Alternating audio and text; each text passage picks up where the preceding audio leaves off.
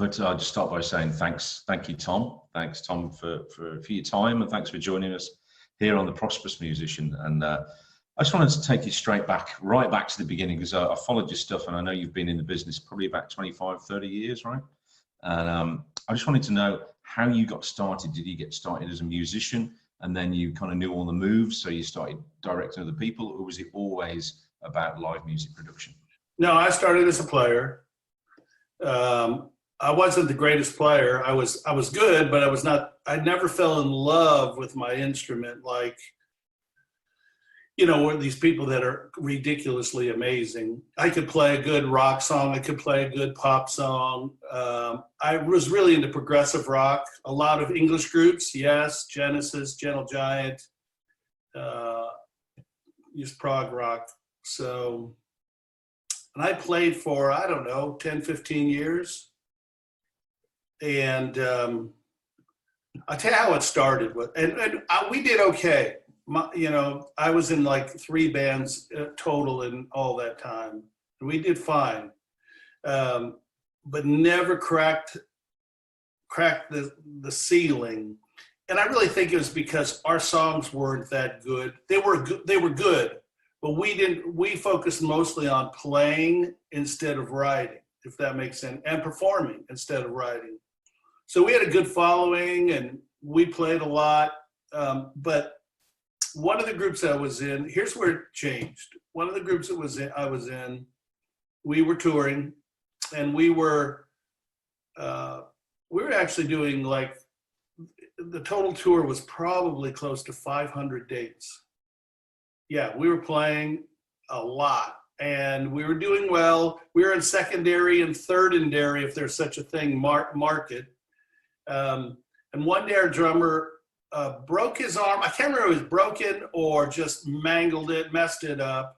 And we were already set up for a concert that night.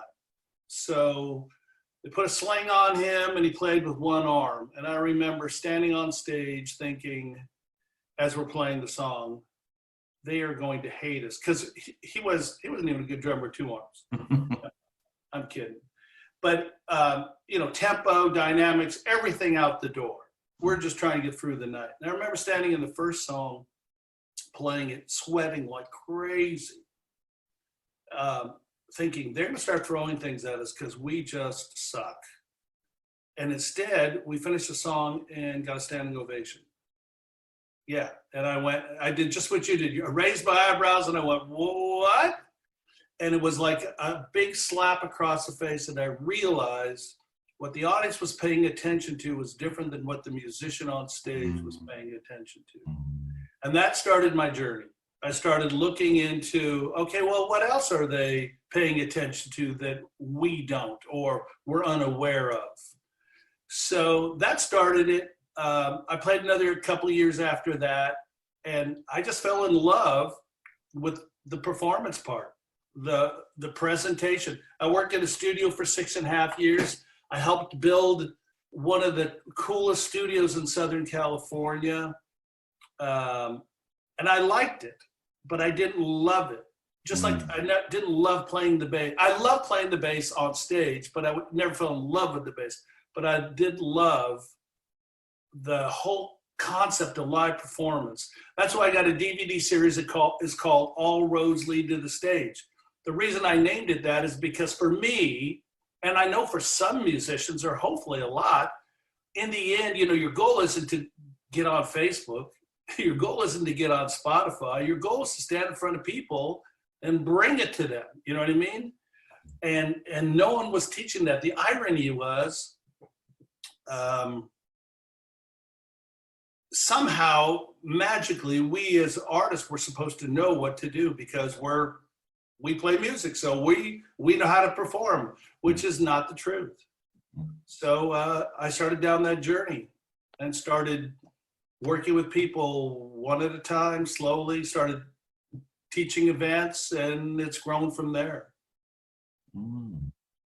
So you talked a bit about how you got started, but what was the thing that okay, that's another question. So what is the number one thing that you see, or the number one thing that you see in people that are getting it wrong? What's the thing that they're all getting wrong?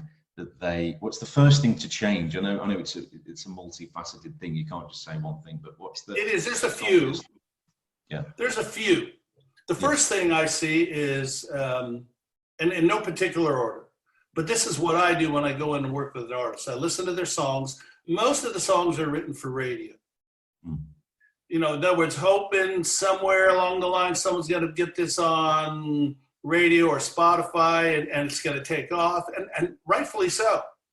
So to get those songs on radio, there's a form. There's you know, songs can't be too long. You know, there's a form: intro, verse, chorus, bridge, chorus. Now I'm dumbing this down, but basically there's a form, and it's got to be 3 to 4 minutes to get on radio and. Well, one of the biggest mistakes is then I go into the rehearsal studio and they're playing all these songs the way they were recorded for radio. Mistake. It's and so the first thing I do is rearrange the song for the live presentation instead of playing them the way they are on CD, because it limits. So what happens with the artist who plays the songs the way they are recorded is that the song is in control instead of the artist. In other words, so how long should an intro be? Well, it should be really short if you're going to play it on radio. So for me, live, particularly, let's say starting the show, I want to get out and get with the people, meaning on the edge of the stage, and draw them in. But by the time I get out to the edge of the stage, if I'm doing the radio version, I got to get back to sing. So I don't go to the edge of the stage, so I stand behind the microphone stand all night. So, and this is kind of a dumbed down version, but these are broad strokes of what happens with people. So I rearrange the songs. Second thing that happens is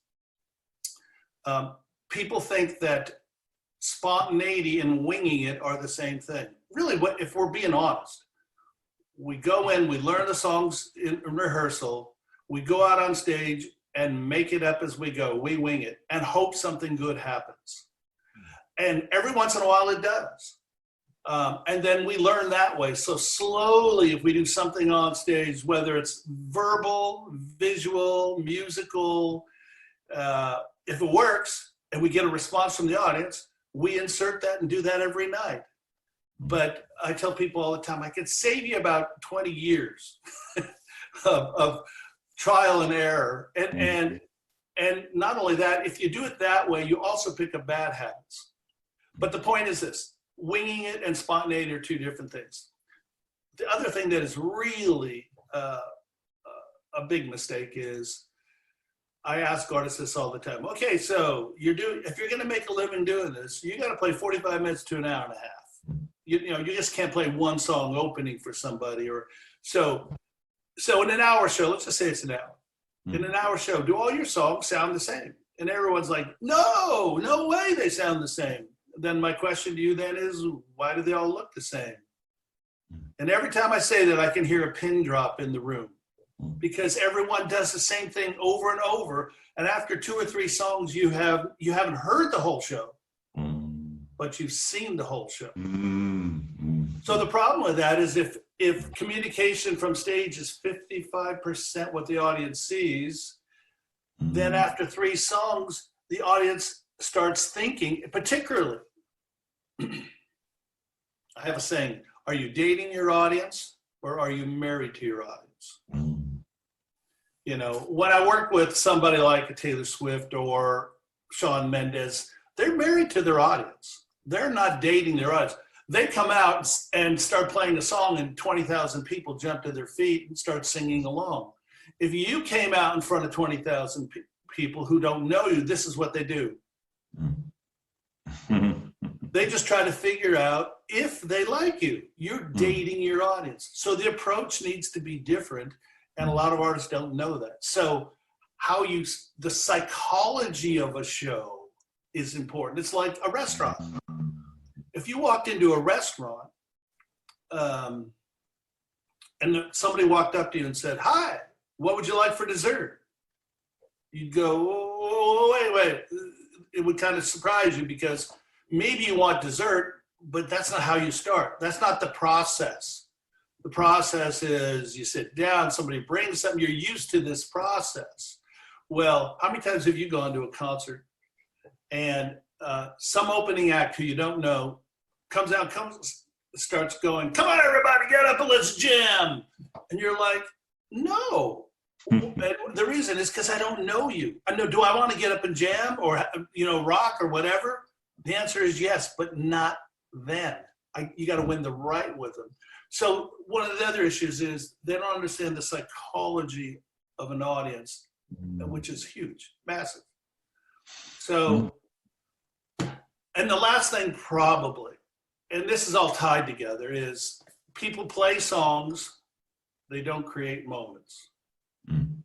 Moments is what makes a difference in an artist show. Talk about making a living. You talk about making a living. When I first started working with Miss Swift, she had just done, she was opening actually for Brad Paisley. This is before her first headlining tour. And the first half of the tour she did, and at Christmas time I worked with her before going out for the second half. And we took the exact same songs she played in the first half of the tour and created moments out of them. So I rearranged them, pulled things out in the song that were awesome, and really developed those moments for the second half. And her manager walked up to me after the tour, gave me a high five and said, our merchandise went up 600%. And no difference in songs, no different, but the rearrangement of the song to pull the moments out that were memorable. And here's where the merchandise comes in. If you create a moment, chills, laughter, tears, happiness, deep thoughts, whatever that song is about, if you capture that and communicate that in a way that the audience gets it, they will go back to the merch table. And even if you only have CDs, they'll want to buy that song that made them feel that way because they want to feel that way again. But instead, what most artists do, the big mistake is they go out and play them, and every once in a while, it works, sometimes it doesn't, and of course you sell a few CDs and all that, but if you really want to generate revenue, you need to create moments out of those songs and your merchandise around those moments.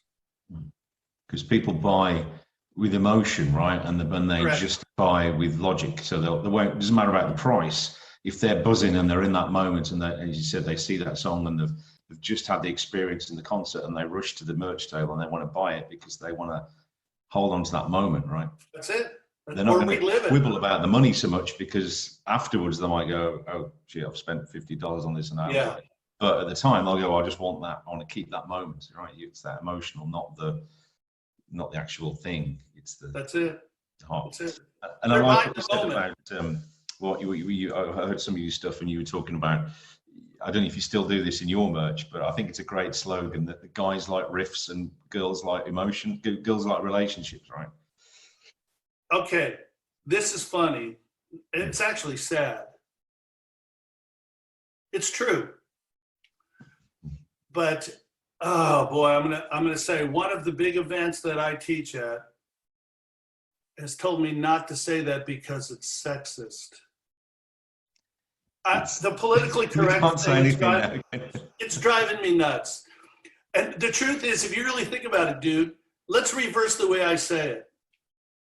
Girls like relationships, guys like guitar riffs. Who's the stupid one here? Us, guys. But instead, the women are complaining that I'm sexist because I tell them they like relationships. But it's true. And here's the deal. Everyone pays attention to something different. You know what I mean? It's like, so whether it's a singer, songwriter, or a band, some people pay attention to the words, some people pay attention just to the appearance, some people pay attention to relationships, some people pay attention. There's a whole plethora of things. And how you build a wider audience is by bringing those things to the audience in a way that they get it. So intentionally, I would, for example, with a band, multiple groups I've worked with, have the guitar, let's say the lead singer is a girl, and the guy is lead guitar player. I have them developing a relationship on stage, wink, wink. And you'd be surprised at the social networking. When you see the socials on that tour or something, it's like, girl, are they dating? Is there something going on between them? So obviously somebody's paying attention to the relationship. They're not going, wow, that was a cool Mixolydian scale and I like that tone. Clueless.